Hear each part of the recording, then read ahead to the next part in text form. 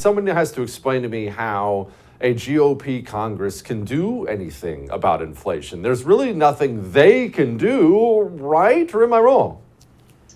I mean, I think that at a minimum, there needs to be a sense of urgency to, at a minimum, try to do something and to try to put Biden and whoever else on the record to say, no, we don't want to fix the economy. From an energy standpoint, we have these companies who aren't willing to make long-term multi-billion-dollar investments because they believe that they're going to be shut down. Biden campaigned on that.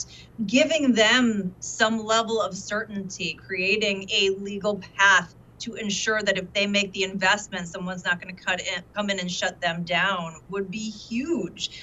You're trying to make ESG illegal on the grounds of antitrust and collusion and anti-fiduciary duty so that money can flow to the energy producers. That's something that they can do. Removing constraints that are blocking supply, that are amping up the prices, whether it be some of this anti-work legislation or some of the cost of housing, but just making it easier for us to get more supply and the things that we need. Those are all fiscal policy related. And I personally believe that there are more tools around fiscal policy in terms of shifting supply than there are from the Fed. Their only tool is killing demand, which means you're broke, you don't have a job, and that's how they fix inflation. That's not a good path. So I am hopeful that there is a fiscal policy route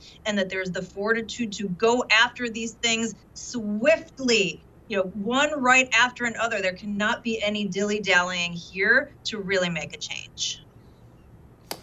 Carol, one of the things I talk about that is so incredibly boring, I can't believe I get away with it, but I am passionate about it, is the federal government being the largest landowner in the country. That is insane for a government that's supposed to be limited, one, and two, it gives them power, way too much power for, let's say, Joe Biden to walk into office and cancel a bunch of oil leases.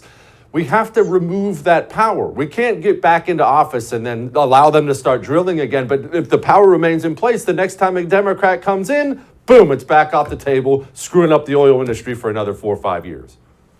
Well, I can't believe you're using big words like land ownership. I hope that Joy Reid can keep up with us here because we're really going deep here.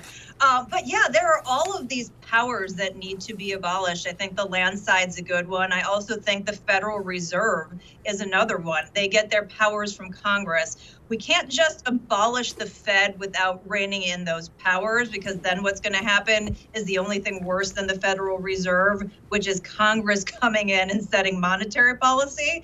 We have to get rid of those powers. We need to set growth in the money supply to GDP, do things that take away the power from the government acting in a way that it was never intended to act. And there are so many areas where they can start limiting those powers, and eventually that will make a huge difference. Don't miss Jesse Kelly Breaks History, Che Guevara, the latest episode of a new series available now exclusively for First TV supporters. Visit the First TV app or thefirsttv.com to subscribe and start watching today.